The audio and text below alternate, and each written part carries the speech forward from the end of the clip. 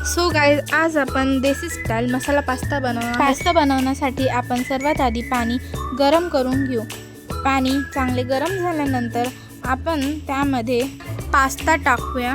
Pasta टाकल्यानंतर त्यामध्ये थोडंसं तेल आणि मीठ घालूया।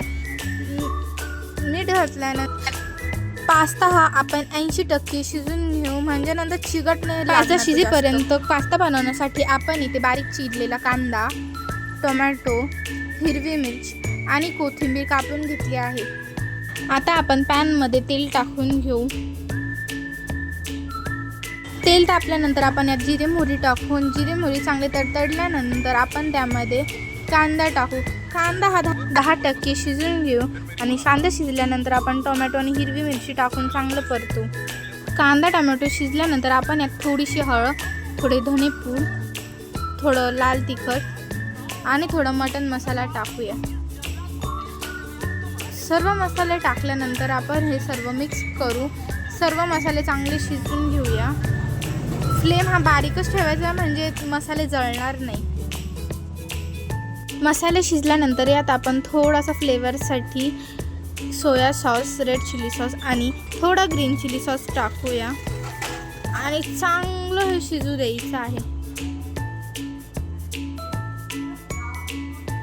तर इथे आपला पास्ता शिजलेला आहे आणि मी त्यातले पाणी सर्व काढून पास्ता साईडला ठेवून दिलेला आहे। मसाले शिजल्यानंतर त्यात आपण पास्ता टाकूया। पास्ता टाकल्यानंतर सर्व मसाल्यांमध्ये तो चांगला मिक्स करून घेऊया। आणि लक्षात ठेवा, पास्ता मिक्स करताना कधी पण असे मागं पुढं वर खाली नाही करायचं आहे। कोपऱ्याने ते हलवत जायचं आहे, म्हणजे खाली तो चिपकत नाही।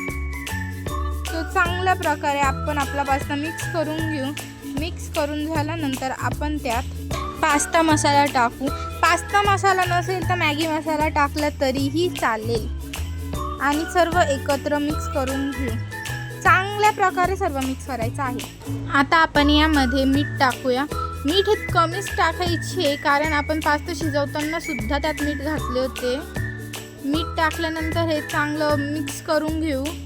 मिक्स झाल्यानंतर जर तुमच्याकडे मेयोनीज असेल तर तुम्ही मेयोनीज पण टाकू शकता, ऑप्शनल येते।